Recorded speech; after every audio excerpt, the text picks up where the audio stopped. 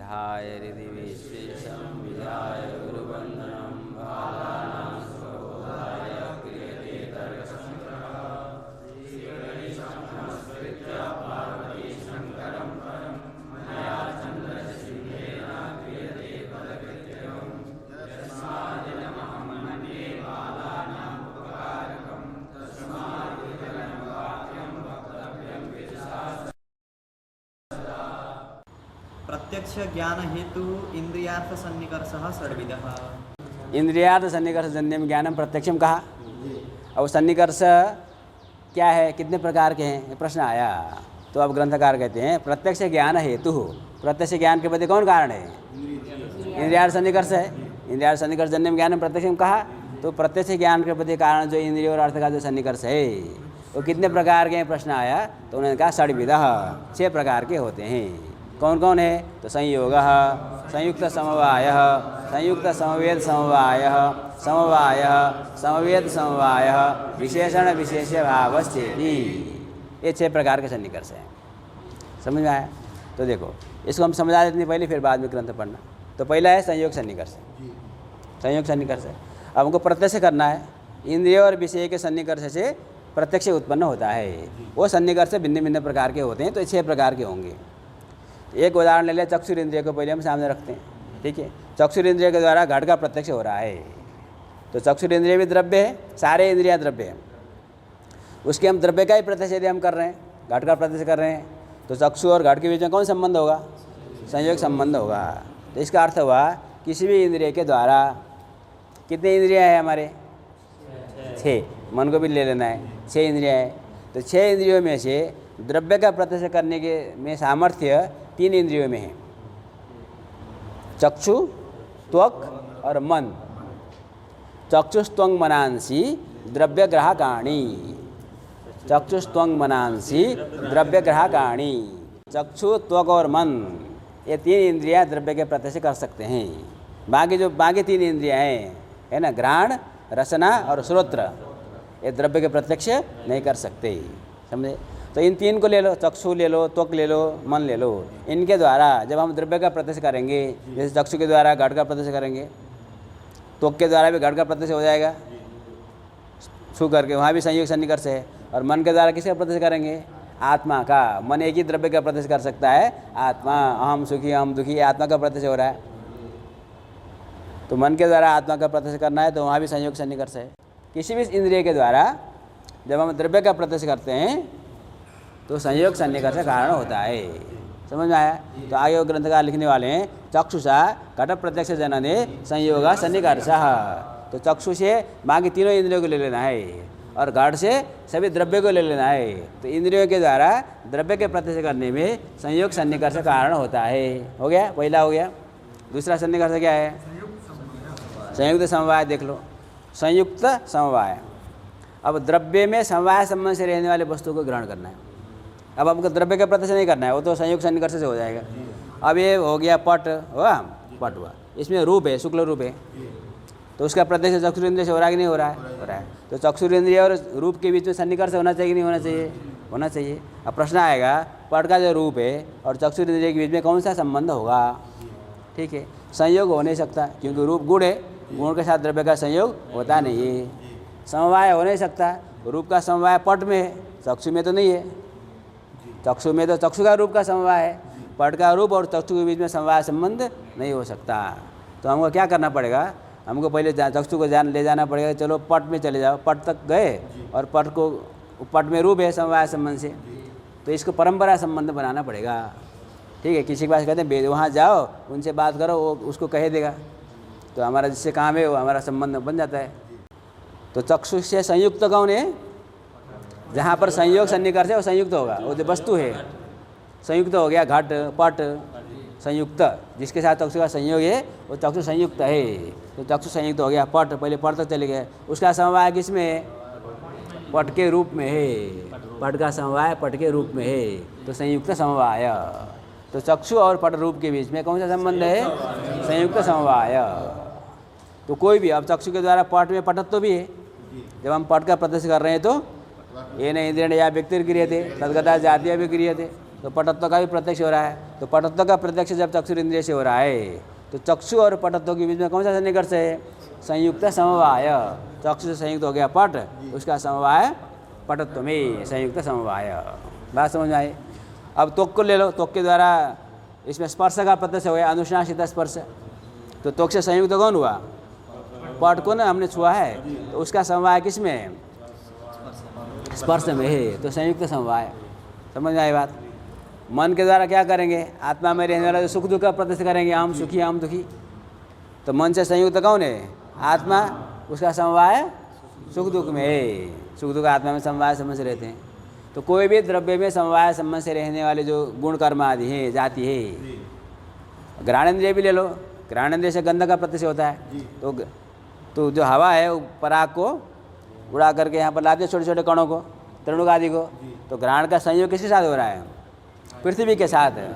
घ्राण का संयोग पृथ्वी के कण के साथ हो रहा है, किंतु पृथ्वी का कण के साथ संयोग होने पर उसका प्रत्यक्ष तो वो नहीं कर सकता, किंतु उसमें रहने वाला जो गंध है उसका प्रत्यक्ष वो कर सकता है। तो कौन सा सन्निकर्ष हो गया?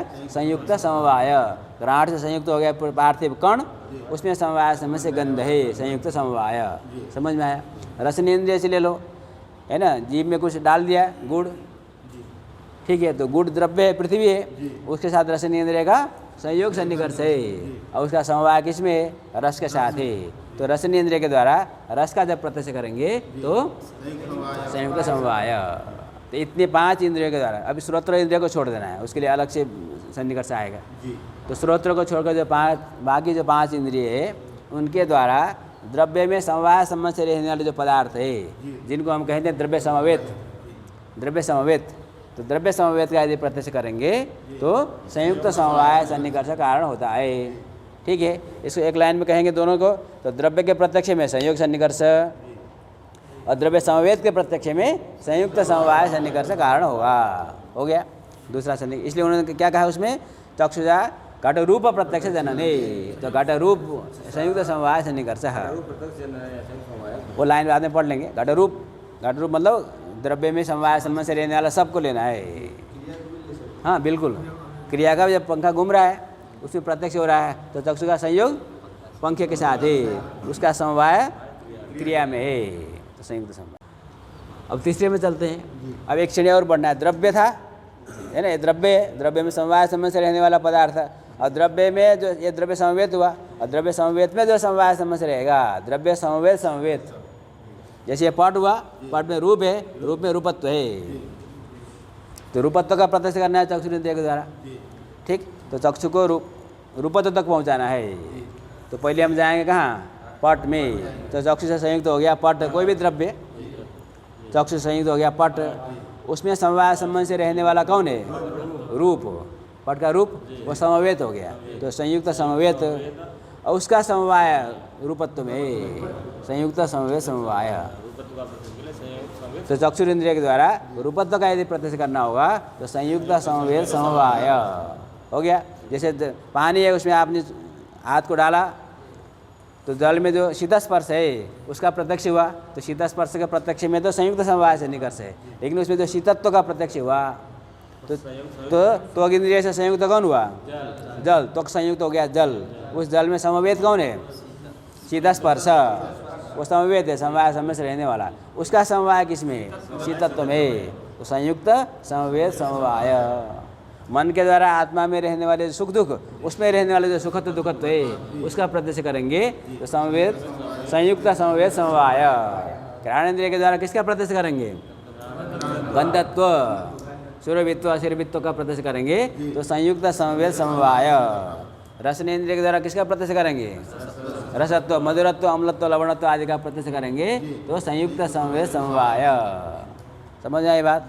ये 3 सन्निकर्ष हो गए, और चौथा क्या है? समवाय। अब श्रोत्र इंद्रिय का काम आया। तो श्रोत्र इंद्रिय के द्वारा शब्द का जब प्रत्यक्ष करेंगे, उसी का होता ही है, तो वहाँ पर समवाय सन्निकर्ष के कारण होगा। समझ में आई बात? अब यहाँ पर क्यों समवाय होगा? चक्षु के द्वारा रूप का प्रत्यक्ष हो रहा है तो आपने संयुक्त समवाय कहा, संयुक्त समवाय। और श्रोत्र के द्वारा शब्द का प्रत्यक्ष हो रहा है तो सीधा समवाय कहा।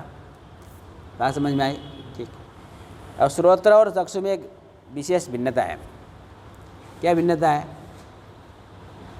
जो श्रोत्र है ना वो महात्मा की तरह है ना, और चक्षु जो है वो गृहस्थों की तरह है। समझ में आए? एक अंतर्मुख है, एक बहिर्मुख है।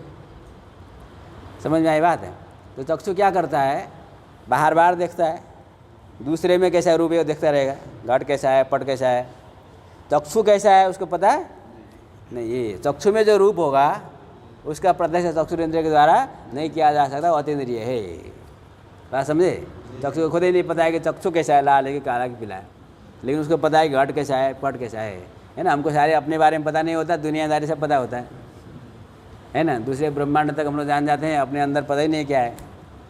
समझे? और जो श्रोत्र इंद्रिय क्या करता है? बाहर जो भी हल्ला गुल्ला करेगा वो सुनता है, वो शब्द बीजी तरंग न्यास जब यहाँ आएगा, यहाँ वो बैठा रहता है आराम से, तुमको काम है तो आ जाओ, तो यहाँ आएगा शब्द जो श्रोत्र में उत्पन्न होगा। श्रोत्रोत्पन्नस्तु गृह्यते, है ना, वही उत्पन्न न गृह्यते। तो श्रोत्र में जो शब्द है उसी का वो ग्रहण करता है, बाह्य जो शब्द है उसका ग्रहण। तो श्रोत्र इंद्रिय क्या करता है? अपने में विद्यमान जो शब्द है उसका ग्रहण करता है। अब बाकी जो इंद्रियां हैं, केवल चक्षु नहीं, बाकी सभी इंद्रियां अपने में विद्यमान गुण का प्रत्यक्ष नहीं करते हैं, दूसरे में विद्यमान गुण का प्रत्यक्ष करते हैं। तो दूसरे तक जाना पड़ता है, तो हमको परंपरा संबंध बनानी पड़ती है। तो चक्षु को पहले घाट में ले जाओ, फिर जाकर रूप में ले जाओ। अब यहाँ तो श्रोत्र में तो शब्द बैठा है अपने गोदी में, कहाँ ले जाएंगे हम? तो वहाँ परंपरा संबंध बनाने की कोई आवश्यकता। तो श्रोत्र क्या है? श्रोत्र आकाश है, कर्ण विवरवर्ती जो आकाश है वही श्रोत्र है। और उसी आकाश में शब्द रहता है, तो शब्द आकाश का गुण है, और गुण और गुण के बीच में समवाय संबंध होता है। अतः श्रोत्र के द्वारा शब्द का प्रत्यक्ष करने में समवाय सन्निकर्ष का कारण होता है।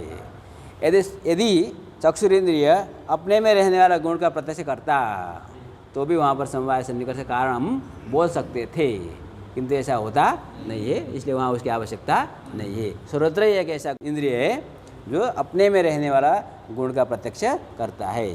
हो गया? तो श्रोत्रेण शब्द साक्षात्कारे समवाय सन्निकर्ष, ये हो गया समवाय। और समवेत समवाय में चलो, तो श्रोत्र शब्द का ग्रहण करता है, जब वो शब्द का ग्रहण करेगा तो शब्दत्व का भी ग्रहण करेगा। तो शब्दत्व का प्रत्यक्ष जब श्रोत्र से होगा तो समवाय तो होगा नहीं, क्योंकि श्रोत्र में शब्दत्व तो रहेगा नहीं। तो श्रोत्र का समवाय किस में? शब्द में। और शब्द का समवाय शब्दत्व में। तो समवेत समवाय, श्रोत्र में समवेद हुआ शब्द, उसका समवाय शब्दत्व में। तो श्रोत्र इंद्रिय के द्वारा शब्दत्व साक्षात्कारे समवेद समवाय सन्निकर्ष हो गया। तो ये हो गए कितने? 5 सन्निकर्ष हो गया। अब छठा जो सन्निकर्ष है विशेषण विशेष भाव, उसका छोटा सा नाम हो जाता है विशेषणता। वो विशेषणता सन्निकर्ष है। क्या है? विशेषणता, जिसे हम अभाव का जब प्रत्यक्ष करेंगे, किसका? भाव का प्रत्यक्ष करने के लिए तो हो गया 6 सन्निकर्ष से काम चल गया। भूतले घटो नास्ति, भूतले घटो नास्ति, घटा भाववत भूतलम। क्या हो गया? अब ये भूतल है, भूतल के साथ चक्षु का संयोग हो रहा है कि नहीं हो रहा है? हो रहा है, तो ठीक है। अब भूतल में घटा भाव है, हमको घटा भाव का प्रत्यक्ष करना है। भूतल का प्रत्यक्ष तो संयोग सन्निकर्ष से हो जाएगा, किंतु घटा भाव का प्रत्यक्ष कौन से सन्निकर्ष से होगा? क्योंकि घटा भाव के साथ वो अभाव है, उसका संयोग हो नहीं सकता, उसका समवाय भी नहीं हो सकता। ठीक, तो ये जो 5 सन्निकर्ष है उनमें से कोई भी सन्निकर्ष यहाँ पर काम नहीं करेगा। इसके लिए हमने नया संबंध बनाया विशेषणता। उसके लिए जोड़ना पड़ता है इंद्रिय संबद्ध विशेषणता। इसका उसका मतलब है इंद्रिय संबद्ध विशेषणता। संबद्ध जहाँ संबंध है वो संबद्ध हो जाएगा। तो हमारा इंद्रिय का संबंध किसके साथ है? भूतल के साथ है। जैसे संयोग जिसमें वो संयुक्त है, संबंध जहाँ अभी संबंध पता नहीं, वो अलग अलग संबंध हो सकता है, इसलिए वो संबद्ध हो गया। तो इंद्रिय से संबद्ध कौन है? भूतल है। इंद्रिय का संबंध भूतल में है, तो इंद्रिय संबद्ध हो गया भूतल। उस भूतल में विशेषण है घटा भाव। जब हम घटा भावत भूतलम को बोलते हैं तो भूतल होता है विशेष्य और घटा भाव होता है विशेषण। तो घटा भाव में क्या रहेगी? विशेषणता। तो इंद्रिय चक्षु से संयुक्त हो गया भूतल, उस भूतल में विशेषण हो गया घटा भाव, तो घटा भाव में रहेगी विशेषणता। तो इंद्रिय चक्षु संयुक्त विशेषणता, चक्षु संयुक्त विशेषणता। तो संबंध अलग अलग आ सकता है, इसलिए हम इंद्रिय संबद्ध विशेषणता समझने के लिए केवल विशेषणता से काम चलेगा। क्योंकि भूतल में घटा भाव विशेषण है, इसलिए भूत घटा भाव के प्रत्यक्ष करने में विशेषणता सन्निकर्ष कारण होता है। बात समझ में आया? कोई संदेह है? नहीं। अब यही बात को ग्रंथ की पंक्ति से समझना है। इतने ही समझ, यही सन्निकर्ष इतने ही है। हो गया? प्रत्यक्ष ज्ञान हेतु इंद्रियार्थ सन्निकर्षः षड्विधः। ठीक है।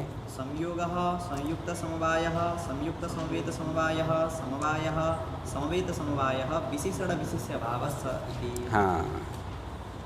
प्रत्यक्षेति तच्च प्रत्यक्षं षड्विधं घ्राणजं रासनं चाक्षुषं श्रोत्रं त्वाच मानसवेदा। त्वाचम।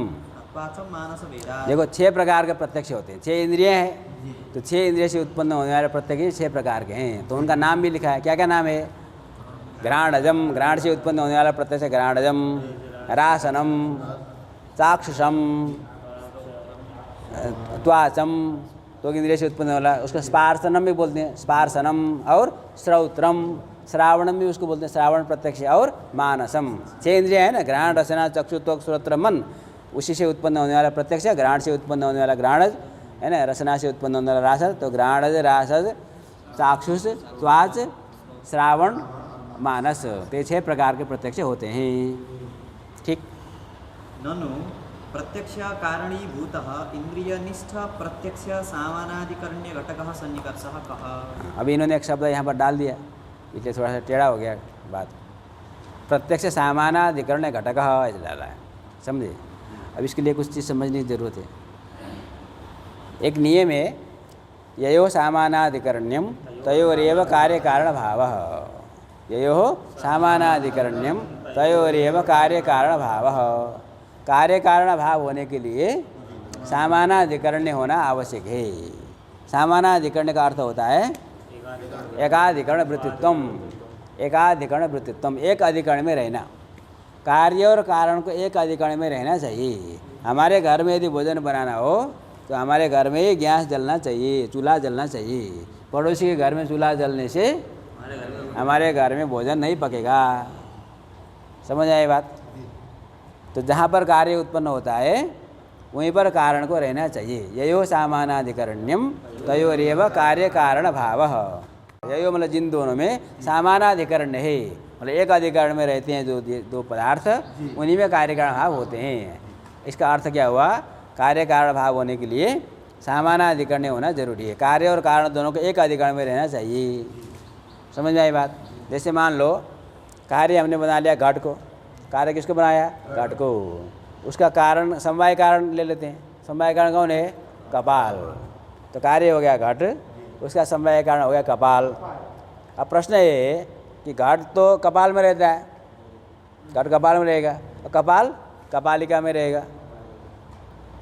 तो घट और कपाल का एक ही अधिकरण है? दोनों एक जगह रहते हैं? नहीं रहते हैं। घट कपाल में रहेगा, कपाल कपालिका में रहेगा अपने अवयव में। तो यहाँ पर कार्य और कारण दोनों एक अधिकरण में नहीं रह रहे हैं। तो ये सामान्य अधिकरण आ नहीं रहा है, सामान्य अधिकरण बन नहीं रहा है। तो कैसे घट और कपाल के बीच में कार्य कारण भाव होगा? ये हो गया प्रश्न। तो इसके लिए हम लोग क्या करते हैं, हम संबंध थोड़ा बदल करके कार्य कारण भाव बनाते हैं। तो कार्य हो गया घट, वो रहता है कपाल में, उसी कपाल में हम कपाल को रखेंगे। किस संबंध से रखेंगे? तादात्म्य संबंध से। अपने में अपना जो संबंध होता है वो तादात्म्य संबंध होता है। तो कपाल में कपाल को हम तादात्म्य संबंध से रखेंगे। तो घट के प्रति समवाय संबंध से घट के प्रति, तादात्म्य संबंध से कपाल कारण है, ऐसा बोलना चाहिए। समवाय संबंधेन घटम प्रति तादात्म्य संबंधेन कपालः कारणम। अब यहाँ पर आते हैं। यहाँ पर कार्य क्या है? प्रत्यक्ष कार्य। उसका कारण हम किसको बना रहे हैं? इंद्रिय को बना रहे हैं। तो प्रत्यक्ष हो गया कार्य, इंद्रिय को आप कारण बना रहे हो। ये प्रत्यक्ष कार्य कहाँ रहता है? आत्मा में। ज्ञान है वो आत्मा में रहेगा। और इंद्रिय कहाँ है? अपने शरीर में। दोनों में सामानाधिकरण नहीं, तो बनाना पड़ेगा, कुछ उपाय करना पड़ेगा। तो जब भी हम ज्ञान को कार्य बनाते हैं तो वहाँ पर जो कार्य का संबंध होता है वो होता है विषयता संबंध। ज्ञान को हम हमेशा विषय में ले आते हैं। तो कार्य हो गया प्रत्यक्ष, वो विषयता संबंध से कहाँ जाएगा? अपने विषय में, जिसका हम ज्ञान कर रहे हैं। जैसे घट का ज्ञान हुआ तो ज्ञान का विषय कौन हुआ? घट हुआ। तो ये जो ज्ञान है वो विषयता संबंध से कहाँ जाएगा? घट में जाएगा। उस घट में हमको चक्षु को ले जाना है, इंद्रिय को, तब जाकर सामानाधिकरण बनेगा। समझ में आया? अब देखिए हम ऐसे घट प्रत्यक्ष को ले लेते हैं। चक्षुरेंद्रिय के द्वारा घट का प्रत्यक्ष हो गया, अयं घटः, तो कार्य कौन हुआ? घट प्रत्यक्ष, अयं घट प्रत्यक्ष, चाक्षुष प्रत्यक्ष। ये जो घट प्रत्यक्ष है समवाय संबंध से आत्मा में है, यह घट प्रत्यक्ष विषयता संबंध से कहाँ है? घट में। ये घट हो गया। और इस प्रत्यक्ष के प्रति कारण हम किसको बना रहे हैं? इंद्रिय को। तो इंद्रिय को रखना है घट में। तो चक्षु घट में है कि नहीं है? किस संबंध से? संयोग संबंध से। चक्षु घट में किस संबंध से? संयोग संबंध से। चक्षु और घट का संबंध संयोग संबंध है। अब इंद्रिय और प्रत्यक्ष के बीच में सामान्य अधिकरण आया कि नहीं आया? दोनों एक अधिकरण में आ गए नहीं आ गए? दोनों एक अधिकरण में रहने का अर्थ है दोनों समान अधिकरण हो गए, आ गया दोनों में सामान्य अधिकरण है। और सामान्य अधिकरण में घटक दो संबंध है, एक तो कार्य का संबंध है विषयता संबंध, एक कारण का संबंध है। और कार्य का संबंध बदलेगा नहीं। आप घट प्रत्यक्ष ले लो, घट रूप का प्रत्यक्ष ले लो, घटत्व प्रत्यक्ष ले लो, रूपत्व प्रत्यक्ष ले लो, शब्द प्रत्यक्ष ले लो, जो भी आप प्रत्यक्ष कर रहे हैं, और सारे प्रत्यक्ष को आप कहाँ रखेंगे? विषय में विषयता संबंध से रखेंगे। इसलिए इसमें प्रश्न नहीं है कि यहाँ पर कौन संबंध होने वाला है, ये जिज्ञासा नहीं है, क्योंकि निश्चित है कि यहाँ पर विषयता ही संबंध होगा, किंतु यहाँ पर संबंध बदलता जाएगा। यदि आप चक्षु से घट का प्रत्यक्ष कर रहे हो तो संयोग सन्निकर्ष हो रहा है। चक्षु के द्वारा यदि घटत्व का प्रत्यक्ष कर रहे हो तो चक्षु को घटत्व में ले जाना है। घटत्व का ज्ञान तो घटत्व में आ जाएगा विषयता संबंध से। यहाँ पर आपको रखना है चक्षु को, तो संयुक्त समवाय, तो ये संबंध यहाँ बदलता रहेगा। रूपत्व का प्रत्यक्ष करना है तो संयुक्त संवेद समवाय हो जाएगा। ठीक है, तो विषय बदलते ही सन्निकर्ष भी बदलेगा। तो प्रश्न इसलिए कि सामानाधिकरण तो बन रहा है, जो बनेगा सामानाधिकरण जब बनेगा उसमें सामानाधिकरण में घटक जो संबंध है उसी को हम सन्निकर्ष बोलते हैं। ये जो सामानाधिकरण में घटक जो संबंध है उसी को हम सन्निकर्ष बोलते हैं। वो सन्निकर्ष कितने प्रकार के हैं ये उन्होंने बात वही है जो हम अभी समझ रहे हैं, लेकिन वो थोड़ा शब्द बदल रहा, तो उनके हिसाब से भी हमको सामानाधिकरण समझना चाहिए। ठीक, तो इंद्रिय निष्ठ, इंद्रिय में रहने वाला जो प्रत्यक्ष का सामानाधिकरण है, उस सामानाधिकरण का घटक जो संबंध है वो संबंध क्या है, जो कि प्रत्यक्ष के प्रति हेतु है। ठीक, ननु प्रत्यक्ष कारणीभूतः इंद्रियनिष्ठ प्रत्यक्ष सामानाधिकरण्य घटक सन्निकर्ष। ठीक है, दो बात हो गई। प्रत्यक्ष कारणीभूतः, प्रत्यक्ष के प्रति कारण, और इंद्रिय में रहने वाला जो प्रत्यक्ष का सामानाधिकरण्य उसका घटक जो सन्निकर्ष है। सन्निकर्ष का दो विशेषण है, वो सन्निकर्ष कौन है, कितने प्रकार के हैं, ये प्रश्न हुआ। इत्यपेक्षायां तम विभज्य दर्शयति प्रत्यक्ष। हाँ, ऐसे जब अपेक्षा हुई तो विभाग करके बता रहे हैं कि वो 6 प्रकार के संयोग, संयुक्त समवाय, संयुक्त संवेद समवाय, समवाय, संवेद समवाय और विशेषण विशेष भाव। ठीक, लौकिक प्रत्यक्ष इत्यर्थः। लौकिक, हाँ, एक और बात आ गई इसमें। प्रत्यक्ष 2 प्रकार के होते हैं, एक होता है लौकिक प्रत्यक्ष, एक होता है अलौकिक प्रत्यक्ष। समझ में आया? ये जो 6 प्रकार के सन्निकर्ष है उसके द्वारा जो प्रत्यक्ष हम बताने जा रहे हैं ये सब लौकिक प्रत्यक्ष हैं। कुछ अलौकिक प्रत्यक्ष होते हैं जो इंद्रिय सन्निकर्ष के बिना भी हो जाता है। इंद्रिय सन्निकर्ष के, जैसे हमने एक घट को देखा, एक घट को देखने के बाद घटत्व को भी देख लिया, उसके बल पर दुनिया के सारे घट को हम जानते हैं। जानते कि नहीं जानते? जो दूसरे देश में रखा हुआ घट उसको भी हम वहाँ जाएंगे, कोई घड़ा रखेगा तो कहेंगे ना घट है, इसको हम जानते हैं। कोई पूछेगा जानते हो कि नहीं जानते हो, पहली बार देख रहे हैं फिर भी हम क्या बोलते हैं, जानते हैं। तो हमने पहले से जान रखा था। कैसे जान रखा? बिना सन्निकर्ष से तो हम जान सकते नहीं, प्रत्यक्ष हो नहीं सकता। तो सन्निकर्ष हमको हुआ था पहले ही, उस सन्निकर्ष का नाम है अलौकिक सन्निकर्ष। वो 3 प्रकार के होते हैं, सामान्य लक्षण, ज्ञान लक्षण, योगज। उसकी चर्चा हम आगे अन्य ग्रंथों में करेंगे, मुक्तावली जब पढ़ेंगे तो। अभी इसकी आवश्यकता नहीं है। ठीक, चक्षुषा घट प्रत्यक्ष जनने संयोगः सन्निकर्षः। हो गया। चलो, चक्षु के द्वारा मतलब किसी भी इंद्रिय के द्वारा जब द्रव्य का प्रत्यक्ष करोगे तो संयोग सन्निकर्ष कारण होगा। संयोगम उदाहरति चक्षुषेति। हाँ, तथा च द्रव्य चाक्षुषत्वाच मानसेषु संयोग। देखो, द्रव्य का चाक्षुष प्रत्यक्ष करो, त्वाच प्रत्यक्ष करो अथवा मानस प्रत्यक्ष करो, 3 इंद्रिय आ गया, वहाँ पर संयोग सन्निकर्ष कारण होता है। स्पष्ट है? हाँ, द्रव्य चाक्षुषत्वाच मानसेषु सम्यगेव सन्निकर्ष इति भावः। हाँ, घट रूप प्रत्यक्ष जनने संयुक्त समवायः सन्निकर्षः। समझ में स्पष्ट है? चक्षुः संयुक्ते घटे रूपस्य समवायः। हाँ, चक्षु से संयुक्त हो गया घट, उसमें रूप का समवाय है, तो संयुक्त समवाय। घट रूपेति चक्षुषा इत्यनुसज्यते। चक्षुषा ले आना है, उन्होंने रूप प्रत्यक्ष लिखा है, तो कहाँ किससे रूप का प्रत्यक्ष करना है? तो ऊपर पहले तो कहा था चक्षुषा, तो उसी का अनुसंग करना है, खींच करके यहाँ पर ले आना है, उसको अनुसंग कहेंगे। ठीक। तथा च द्रव्य समवेत चाक्षुष त्वाच मानस रासन घ्राणजेषु संयुक्त समवाय एव सन्निकर्ष। समझ आए? द्रव्य में जो समवाय संबंध से रहने वाले पदार्थ है, गुण कर्म आदि जाति आदि, उनका इन 5 इंद्रियों के द्वारा जब हम प्रत्यक्ष करेंगे तो संयुक्त समवाय सन्निकर्ष कारण होता है। स्पष्ट है? ये हमने पढ़ा है। रूपत्व सामान्य प्रत्यक्षे संयुक्त समवेत समवाय तो यहाँ भी चक्षुषा ले आना है। चक्षुषा रूपत्व सामान्य मतलब रूपत्व जाति का प्रत्यक्ष करने में, प्रत्यक्ष जनने प्रत्यक्ष है ना, तो यहाँ पे प्रत्यक्ष जनने भी नहीं है, उसको भी ले आना है। वहाँ उन्होंने कहा था जो जो पुराना है कहा छोड़ते जा रहे हैं उस सबको जोड़ते जाना है। हाँ, अर्थ वही है। चक्षु के द्वारा जब रूपत्व जाति का प्रत्यक्ष करेंगे तो संयुक्त समवेत समवाय, चक्षु संयुक्त घटे रूपम समवेतम तत्र रूपत्व से समवायात। स्पष्ट है? चक्षु संयुक्ते घटे रूपम समवेतम तत्र रूपत्व से समवाया। हाँ, रूपत्वेति रूपत्वात्मकम यत् सामान्यम हाँ। प्रत्यक्ष इत्यर्थः। ठीक, रूपत्व जाति का जो प्रत्यक्ष करना है। अत्रापि चक्षुषा इति अनुसज्यते। हाँ, तथा च द्रव्य समवेत चाक्षुष रासन घ्राणज स्पर्शन मानसेषु संयुक्त समवेत समवाय एव सन्निकर्ष। इंद्रिया वही 5 है, 5 प्रकार के प्रत्यक्ष हमको लेना है, और पदार्थ लेना है द्रव्य समवेत संवेत। द्रव्य में समवाय संबंध से रहने वाले में जो समवाय संबंध से रहेगा रूपत्व आदि, उनका जब ये 5 प्रकार के प्रत्यक्ष हमको करना है, चाक्षुष प्रत्यक्ष, रासन प्रत्यक्ष, घ्राणज प्रत्यक्ष, मानस प्रत्यक्ष और स्पर्शन प्रत्यक्ष, है ना। केवल श्रावण को छोड़ करके बाकी जो 5 प्रकार के प्रत्यक्ष यदि हमको करने हैं तो वहाँ पर संयुक्त समवेत समवाय सन्निकर्ष कारण होगा। अथ द्रव्य तत्समवेत प्रत्यक्षेपि। अब एक प्रश्न यहाँ पर उठा रहे हैं, किसी ने कहा आपने 3 सन्निकर्ष बताया अभी तक, संयोग, संयुक्त समवाय, संयुक्त समवेत समवाय। वो कहता है काम करते हैं तीसरे सन्निकर्ष से शब्द का काम चला लेते हैं। जैसे घट का प्रत्यक्ष करना है तो हम क्या करते हैं? संयोग सन्निकर्ष। उसने कहा एक काम करो, चक्षु से संयुक्त बना देंगे कपालिका को। घट का अवयव कपाल है, कपाल का अवयव कपालिका तक चलो, तो हम चक्षु से कपालिका को देख ही रहे हैं, तो चक्षु से संयुक्त हो गया कपालिका, उसमें संवेद हो गया, उसका समवाय कहाँ है?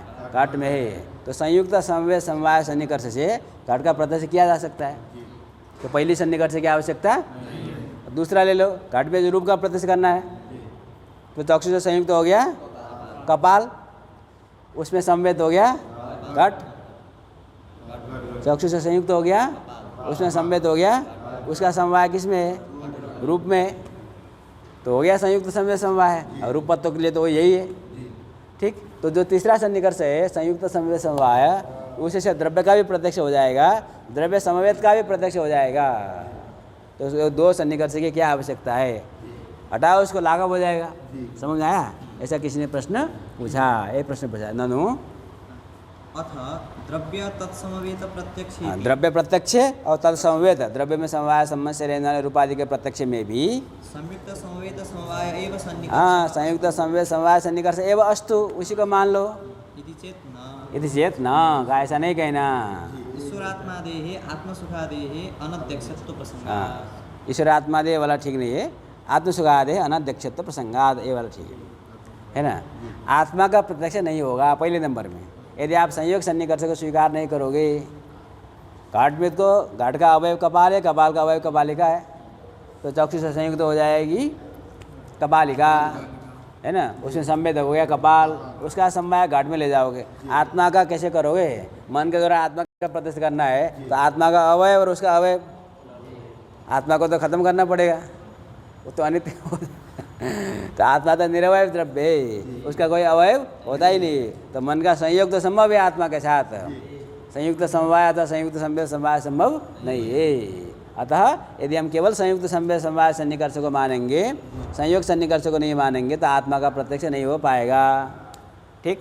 और दूसरा, तो आत्मा में रहने वाले सुख दुख का प्रत्यक्ष करना है, तो हम सुख का प्रत्यक्ष हो रहा है, तो मन से संयुक्त हो गया आत्मा, उसका समवाय सुख में, तो संयुक्त समवाय सन्निकर्ष वहाँ पर काम करता है। आप संयुक्त संवेद समवाय करोगे तो कम से कम आत्मा के अवयव तक जाना पड़ेगा, जो कि संभव नहीं है। अतः केवल संयुक्त संवेद समवाय सन्निकर्ष स्वीकार करेंगे तो आत्मा का प्रत्यक्ष नहीं हो पाएगा, आत्मा में रहने वाले सुखादि का प्रत्यक्ष नहीं हो पाएगा।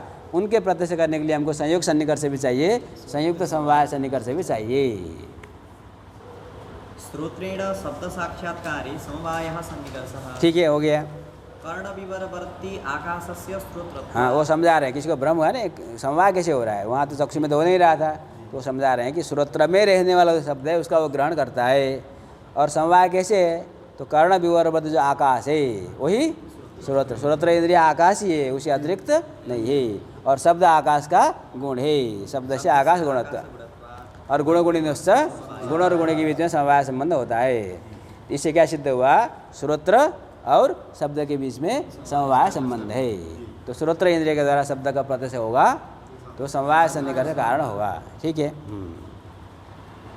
शब्दत्व साक्षात्कारे समवेत समवायः सन्निकर्षः। हाँ, शब्दत्व साक्षात्कार में समवेत समवाय सन्निकर्ष कारण है। श्रोत्र समवेते शब्दे शब्दत्वस्य समवायः। श्रोत्र में समवेत हुआ शब्द, उसका समवाय शब्दत्व में जाएगा। समवाय सन्निकर्षम उदाहरति श्रोत्रेणेति। यहाँ उन्होंने पदे करते नीचे ले जाकर रख दिया, इसका भी है ना, ऊपर वाले का भी। जननीय इति शेषः। श्रोत्रेण शब्द साक्षात्कारे लिखा है ना, तो श्रोत्रेण शब्द साक्षात्कारे जननीय ऐसा शेष है, मतलब वहाँ पर है नहीं, हमको अपने तरफ से जोड़ देना चाहिए मूल में, है ना। श्रोत्र के द्वारा शब्द साक्षात्कार को उत्पन्न करने में, क्योंकि कार्य है ना, कार्य को उत्पन्न करना है हमको।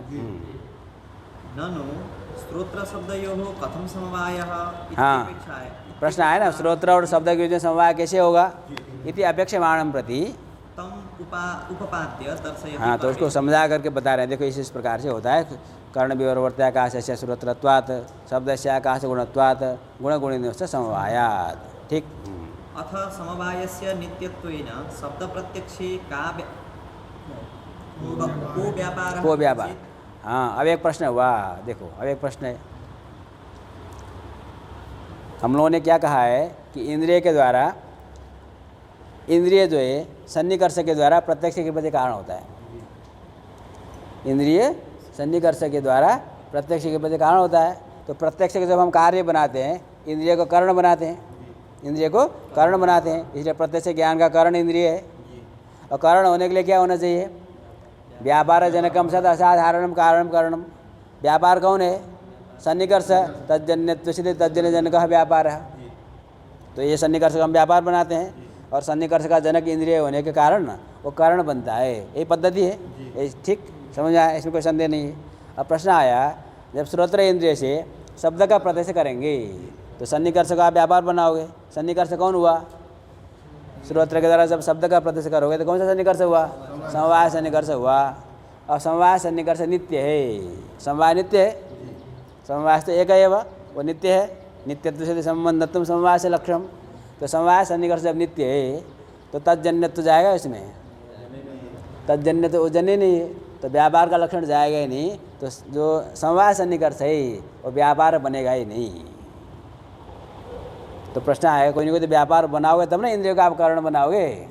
तो को व्यापार श्रोत्रेण शब्द प्रत्यक्षे को व्यापार, व्यापार आप किसको बनाओगे, क्योंकि समवाय से नित्यत्वेन तस्य जन्यत्व न संभवती, उसमें जन्यत्व संभव न होने के कारण व्यापार का लक्षण उसमें नहीं जाएगा। समझे प्रश्न। हाँ, अथ समवायस्य नित्यत्वेन शब्द प्रत्यक्षे को व्यापारः इति चेत् शब्द श्रोत्र मनः संयोग। शब्द श्रोत्र मन संयोगो वा। इन्होंने दो विकल्प दे दिया, आप शब्द को ही व्यापार बना दो।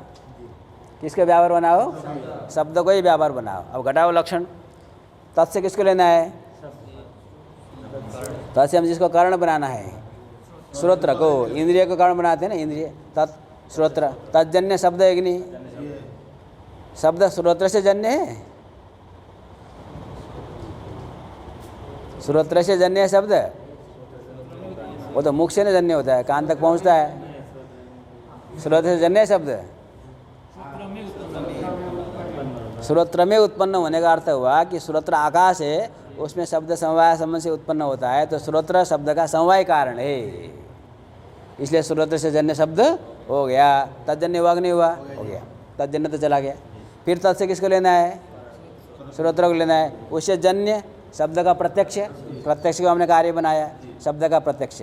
उसका जनक शब्द है कि नहीं, शब्द के प्रत्यक्ष के लिए शब्द कारण है कि नहीं, शब्द है तब ना शब्द का प्रत्यक्ष हो रहा है। तो तज्जन्यत्व और तज्जन्य जनकत्व ये दोनों कहाँ चला गया, शब्द में चला गया। तो शब्द को हमने बना दिया व्यापार, और शब्द का जनक कौन हुआ, श्रोत्र। तो व्यापार जनकत्व सति असाधारणम कारणम कारणम, तो कारण बन गया। समझ आई बात। इस प्रकार से हम शब्द का व्यापार बना करके लक्षण समन्वय कर सकते हैं। एक तो विकल्प हो गया शब्द, अथवा दूसरा इन्होंने विकल्प दिया है श्रोत्र मन संयोग वा, श्रोत्र और मन का संयोग ले लो। देखो ज्ञान कैसे उत्पन्न होता है, सबसे पहले होता है आत्मा और मन का संयोग। आत्मा मनसा युज्यते, मन इंद्रियेण इंद्रियम अर्थेन ततः प्रत्यक्षम जायते। सबसे पहले आत्मा और मन का संयोग, आत्मा मनसा युज्यते, फिर मन इंद्रियेण मन और इंद्रिय का संयोग होगा, और इंद्रिय का विषय के साथ संबंध होता है, तब जाकर के अयं घट अयं पट प्रत्यक्ष होता है। ठीक, आत्मा मनसा युज्यते, उसमें लिए यह नियम में बस इतना लिख लेना, उसमें ढूंढ लेना नियम प्रकरण में, इसमें भी दीपिका में मिलेगा कहीं पर। ठीक है, हाँ अभी अर्थ समझ लो, वो मिल जाएगा। तो आत्मा और मन का संयोग, मन और इंद्रिय का संयोग, इंद्रिय और विषय का संयोग, तब जाकर प्रत्यक्ष उत्पन्न होता है। समझ में आई बात। तो जब हम श्रोत्र इंद्रिय के द्वारा शब्द का प्रत्यक्ष करेंगे, उसमें श्रोत्र और मन का जो संयोग है कारण है कि नहीं। यदि श्रोत्र और मन का संयोग नहीं रहेगा तो कोई सुनता भी रहेगा, है ना, और दिमाग में घर में कुछ काम तो लगा हुआ है वो याद आएगा। ठीक है, तो सुन रहे थे ना, हाँ सुन रहे थे, क्या सुन रहे थे, अब पता नहीं क्या सुन रहे थे। तो कान तक शब्द तो जा रहा है, तो फिर भी नहीं सुनाई दे रहा है। क्यों नहीं सुनाई दे रहा है, श्रोत्र और मन का संयोग नहीं है। अब हम सन्निकर्ष किसको बनाने वाले हैं, व्यापार किसको बनाने वाले हैं, व्यापार किसको बनाना है हमको, श्रोत्र और मन का संयोग। तत् से किसको लेना है, श्रोत्र को। तज्जन्य कौन है, श्रोत्र और मन का संयोग। तो संयोग के प्रति दोनों कारण होता है, श्रोत्र और मन के संयोग के प्रति श्रोत्र और मन दोनों कारण होंगे। तो श्रोत्र कारण है कि नहीं, तो तज्जन्य तो चला गया श्रोत्र मन संयोग में, तज्जन्य चला गया। फिर तत् से किसको लिया, उसे जन्य कौन हुआ, प्रत्यक्ष, शब्द का प्रत्यक्ष। उसके प्रति कारण कौन है, श्रोत्र और मन का संयोग कारण है, उसके बिना शब्द का प्रत्यक्ष नहीं होगा। तो तज्जन्यत्व और तज्जन्य जनकत्व कहाँ चला गया, श्रोत्र और मन के संयोग में चला गया। तो ये हो गया व्यापार। तो उसको व्यापार बनाएंगे, और व्यापार का जनक असाधारण कारण श्रोत्र हो जाएगा, तो कोई दिक्कत नहीं होगी। ठीक, पढ़ो। अथ समवायस्य नित्यत्वेन शब्दप्रत्यक्षे को व्यापारः इति चेत् शब्दः श्रोत्रमनसंयोगो वा इति गृहाण। हाँ, शब्दत्वे इति श्रोत्रेण जननीय इत्यनुकर्ष शेषौ। श्रोत्रेण इसको ऊपर से ले आना खींच करके, दूसरे वाले में है ना, उन्होंने शब्द तो साक्षात्कार लिया है, तो श्रोत्रेण ऊपर दिखाई दिया है, क्या उसको खींच कर लाओ इधर श्रोत्रेण। और जननीय तो ऊपर भी नहीं है, तो उसको शेष है, मतलब बाहर से ढूंढ कर लाना है। तो श्रोत्रेण शब्द तो साक्षात्कार है, जननीय ऐसा आएगा। ठीक, हाँ। अभाव प्रत्यक्षे विशेषण विशेष्य भावः सन्निकर्षः। अभाव प्रत्यक्षे विशेषण विशेष्य भावः सन्निकर्ष। अभाव का जब हम प्रत्यक्ष करते हैं और विशेषण विशेष्य भाव अर्थात विशेषणता सन्निकर्ष कारण होता है। घटाभाववत् भूतलम इत्यत्र चक्षुः संयुक्ते भूतले घटाभावस्य विशेषणत्वम्। ठीक है, घटाभाववत् भूतलम ऐसा प्रत्यक्ष हुआ, तो भूतल विशेष्य है, उसमें घटाभाव विशेषण है। तो चक्षु से संयुक्त हो गया भूतल, उसमें विशेषण हो गया घटाभाव, तो विशेषणता सन्निकर्ष। विशेषणता इति विशेषण इति विशेषण भावो विशेष्य भावस्येति बोध्यम। देखो विशेषण विशेष्य भाव लिखा है उसमें, विशेषणञ्च विशेष्यश्च तयोर आवह, है न, विशेषण विशेष भाव। तो द्वंद्वान्ते श्रूयमाणम पदम, तो दोनों में भाव का अन्वय होना है। तो विशेषण भाव विशेष्य भाव, ऐसा विशेषण भाव। तो विशेषण भाव माने विशेषणता, भाव माने वही ता है, और विशेष्य भाव माने विशेष्यता। तो विशेषणता और विशेष्यता, तो ये दोनों प्रकार के सन्निकर्ष यहाँ पर लब्ध होते हैं। ठीक, इंद्रिय संबद्ध विशेषणत्वम इंद्रिय संबद्ध विशेष्यत्वम। हाँ, इसलिए अब केवल विशेषणता नहीं, इंद्रिय को जोड़ना, इंद्रिय संबद्ध विशेषणता अथवा इंद्रिय संबद्ध विशेष्यता, ये दो प्रकार के संबंध लब्ध होते हैं। विशेषण भाव सन्निकर्षम उपपाद्य दर्शयति हाँ, घटाभाव। अब मूल में जो उन्होंने दिखाया वो विशेषण भाव सन्निकर्ष अर्थात विशेषणता सन्निकर्ष को उन्होंने दिखाया। चक्षु संयुक्त हो गया भूतल, उसमें विशेषण घटाभावे, ये हो गया विशेषण भाव सन्निकर्ष अर्थात विशेषणता सन्निकर्ष का उदाहरण। इह भूतले घटो नास्ति इत्यादौ विशेष्यता सन्निकर्षः हाँ। कर्षः अवश्य। अब किसी ने कहा यह भूत देखो भूतलम घटाभाववत एक ज्ञान है, भूतलम घटाभाववत तो भूतल हो गया विशेष्य और घटाभाव हो गया, किंतु किसी ने कहा भूतले घटाभावः, यह भूतले घटो नास्ति भूतले घटाभावः, दोनों में क्या अंतर है? भूतलम घटाभाववत और भूतले घटाभावः, दोनों में क्या अंतर है? दोनों का अर्थ है कि भूतल में घट नहीं है हमने कहा, लेकिन विशेषण विशेष्य उल्टा हो जाता है। भूतले जब कहेंगे सप्तमी विभक्ति जहाँ पर लगती है वो विशेषण होता है, सप्तमी अंत से विशेषणत्वाद लिखा है उन्होंने, सप्तमी अंत जो होता है विशेषण होता है। तो भूतल हो गया विशेषण और घटाभाव हो गया विशेष्य। अब वहाँ चक्षु से संयुक्त कौन हो गया? संयुक्त भूतल के साथ होगा, वो विशेषण बने चाहे विशेष्य बने, तो चक्षु संयुक्त हो गया भूतल, उसमें विशेष्य घटाभावे, तो चक्षु संयुक्त विशेष्यता, तो घटाभाववत भूतलम कहेंगे तो चक्षु संयुक्त हो गया भूतल, उसमें विशेषण घटाभावे तो विशेषणता सन्निकर्ष। भूतले घटाभाव बोलेंगे तो चक्षु संयुक्त भूतल ही है, उसमें विशेष्य घटाभावे तो विशेष्यता। समझ में आया? ऐसा इन्होंने लिखा है, किंतु ऐसा समझना नहीं समझे? क्यों नहीं समझना है? बोलने में वो बात सही है, जब हम प्रत्यक्ष करते हैं हम बोलते नहीं। समझ आया? जब हम बोलते हैं तब जा कर के विशेषण विशेष्य का निर्णय होता है, जब हम नहीं बोलते हैं तब तक विशेष्य विशेषण का निर्णय, ज्ञान जब बनता है हमारे सामने, ज्ञान का जब आकार बनता है, घटाभावत भूतलम अथवा भूतले घटाभाव, ये सब जब हम बोलेंगे तब सामने वाला विशेषण विशेषक बताएगा, लेकिन हम बोलेंगे ही नहीं। भूतल को में देख करके हमको तो ज्ञान हो ही रहा है ना कि भूतल में घटाभाव है।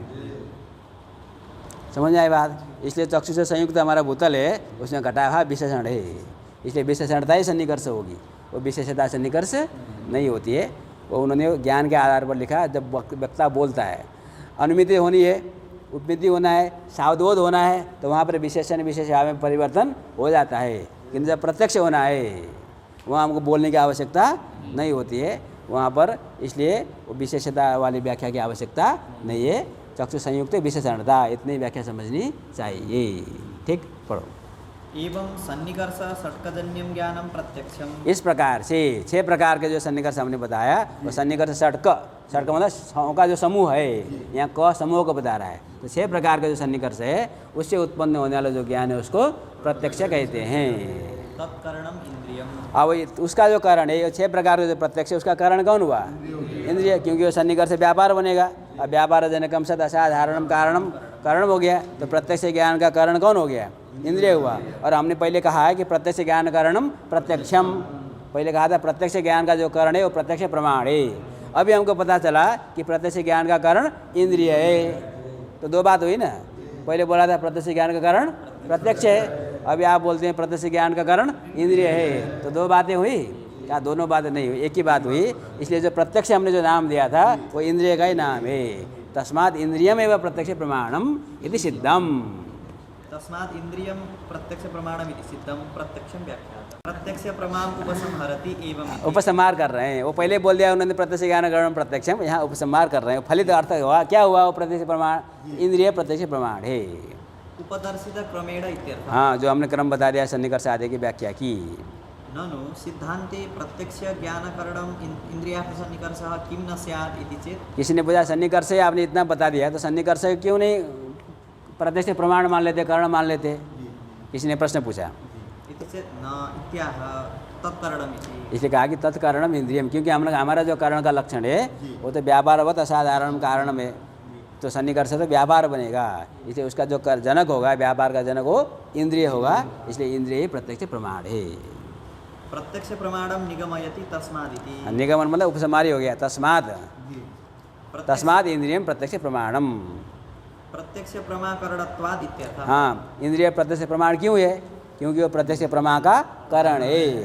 प्रत्यक्ष प्रमा का कारण होने के कारण इंद्रिय को प्रत्यक्ष प्रमाण कहेंगे। सिद्धमिति न्याय सिद्धांते सिद्धम दूसरे तो नहीं मानते हैं, 4 भाग तो नहीं मानता है, कैसे सिद्ध हो गया? न्याय सिद्धांत में सिद्ध हो गया। अब आप मानो या मत मानो, हो गया। ओम पूर्णमदः पूर्णमिदं पूर्णात् पूर्णमुदच्यते पूर्णस्य पूर्णमादाय पूर्णमेवावशिष्यते। ओम शांति शांति शांति।